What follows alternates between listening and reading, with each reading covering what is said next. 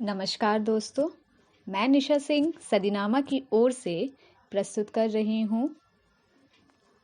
आज 7 जनवरी 2021 का संपादकीय, जिसे लिखा है हमारे संपादक जितेंद्र जितांशु ने, जिसका शीर्षक है शिक्षा क्षेत्र और बंगाल का भविष्य। शिक्षा के बारे में ख्याल आते ही कई सारी चीज़ें जहन में आने लगती है। विद्यालय भवन, शिक्षक, बच्चे और किताबों के बारे में हम सोचने लगते हैं। ये छवि वर्तमान की तुलना में भविष्य का सुंदर चित्र उकेरती है। ऐसा विश्वास किया जाता है कि शिक्षा हमारे सुरक्षित भविष्य को सुनिश्चित करने वाला साधन है। इसका प्रमाण आप बड़े आदमी के मिथक के रूप में देख सकते हैं, जिसके लिए शिक्षित होना एक ज़रूरी शर्त है। पर जिस राज्य में हम रहते हैं, क्या है उसका शिक्षा के क्षेत्र में भविष्य?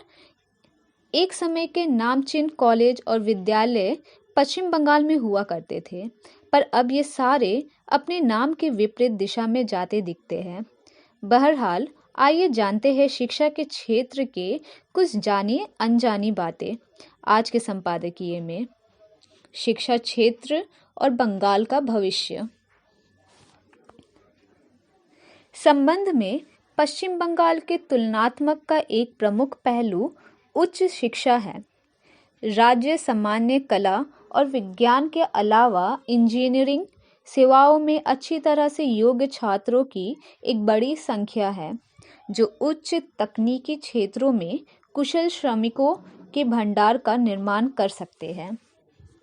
पश्चिम बंगाल कॉलेज शिक्षकों के लिए नेट योग्यता को सफलतापूर्वक उत्तीर्ण करने वाले स्नातक छात्रों की संख्या में अन्य भारतीय राज्यों का नेतृत्व करता है।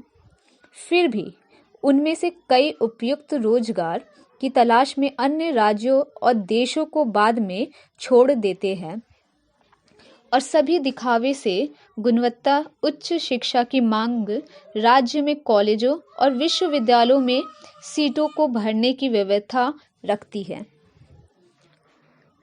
पश्चिम बंगाल उन राज्यों से घिरा हुआ है जहां शिक्षा व्यवस्था पूरी तरह से बाधित है।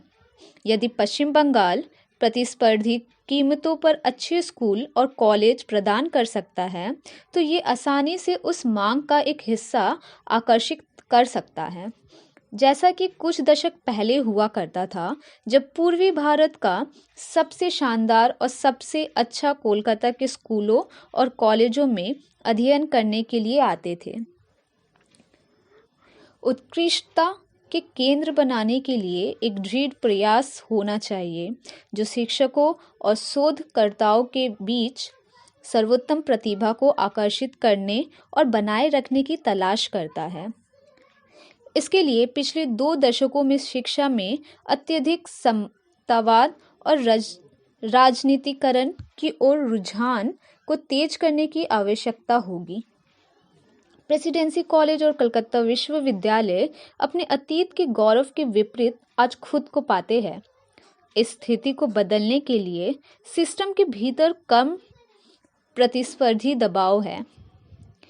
शिक्षा क्षेत्र में समस्याओं से निपटने का सबसे अच्छा तरीका मौजूदा शैक्षणिक संस्थानों की योग्यता और उत्पादकता की भूमिका को बहाल करके उन्हें अधिक से अधिक स्वायत्तता प्रदान करना है, और निजी क्षेत्र में संस्थानों के पूरी तरह से नए सेट के विकास को प्रोत्साहित करना है।